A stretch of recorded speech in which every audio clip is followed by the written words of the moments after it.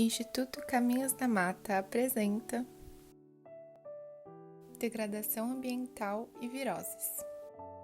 Não é novidade que o ser humano é apto para transformar o meio que vive e que também não faz as melhores escolhas. Basta analisar o relatório divulgado dia 9 de agosto pelo Painel Intergovernamental de Mudança de Clima, IPCC. Este que conta com 234 especialistas e mais de 500 colaboradores que avaliam 14 mil estudos científicos. Nele é apresentado as terríveis consequências das ações antrópicas no planeta, servindo como alerta vermelho para a maneira em que interagimos com o meio ambiente. O painel concluiu que a mudança climática induzida pelo homem já está afetando muitos extremos climáticos e meteorológicos em toda a região pelo globo. Queimadas, inundações, aumento do nível do mar e secas são alguns dos eventos catastróficos que já aconteciam, mas que tendem a piorar e acontecer com mais frequência. E esses dados fazem ainda mais sentido quando combinados à crise sanitária que vivemos. Afinal, a atual pandemia está relacionada com o modo que o ser humano interage com a natureza. E para entender essa relação, precisa-se conhecer a doença. A Covid-19 é uma zoonose, ou seja, enfermidade infecciosa que passa de animais aos seres humanos. Mais de 60% das doenças infecciosas humanas são zoonoses, sendo a degradação ambiental, como desmatamento e queimadas, um dos principais fatores para que tais enfermidades se alastrem entre a população humana. No Brasil, por exemplo, a agropecuária é responsável por 80% do desmatamento, contribuindo em duas maneiras para a transmissão de zoonoses. A primeira refere-se às grandes aglomerações de animais e à diminuição da biodiversidade, o que facilita a disseminação e multiplicação de doenças, o que pode levar o vírus a sofrer mutações e ser transmitido para os seres humanos. A segunda refere-se à exposição e migração de animais para áreas habitadas por humanos.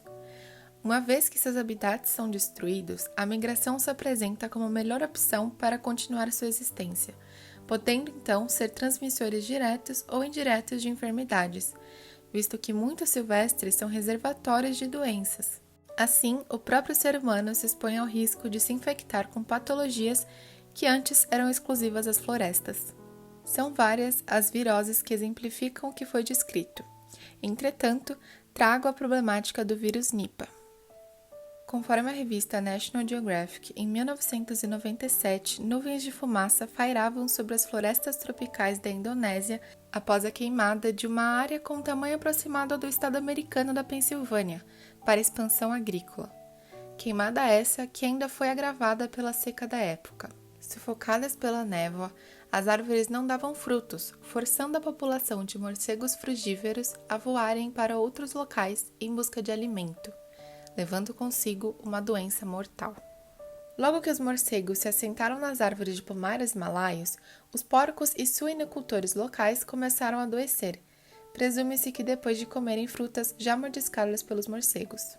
Desde então, vem causando uma série de surtos recorrentes em todo o Sudeste Asiático, tratando-se de um vírus com alta taxa de transmissão e que infelizmente causa encefalite febril, resultando em morte de entre 40% a 75% dos casos humanos. No intervalo dos anos de 2001 e 2011, por exemplo, tiveram 11 surtos da zoonose em Bangladesh, contaminando 190 pessoas e levando à morte de 150. E todas essas vidas tiradas ou prejudicadas são resultado das más escolhas do ser humano. Ter queimado a floresta para fins agrícolas resultou em todas essas perdas e em vários outros prejuízos ambientais. Mesmo tendo conhecimento do quão nocivo a degradação ambiental desenfreada é, ela ainda ocorre e é apoiada por muitos. Basta prestar atenção às nossas florestas. A Amazônia, por exemplo, teve aumento de 51% em desmatamentos nos últimos 11 meses. 1/3 do Pantanal foi queimado em 2020. Ou também prestar atenção aos nossos governantes. que, entre outras atrocidades ambientais, neste mês aprovaram o PL 2633, que resumidamente legitima a grilagem. Escolhas essas que, segundo André Lima, coordenador do Instituto Democracia e Sustentabilidade, deixarão um rastro de desmatamento, queimadas e violência no campo, que será quase impossível de reverter. Frente a este cenário, tem-se duas escolhas: seguir para o futuro previsto pelo IPCC ou lutar por mudanças.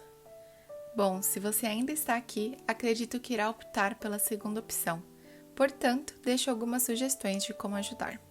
Comece elegendo políticos responsáveis. O voto consciente é fundamental para protegermos o meio ambiente, ou seja, a nós mesmos.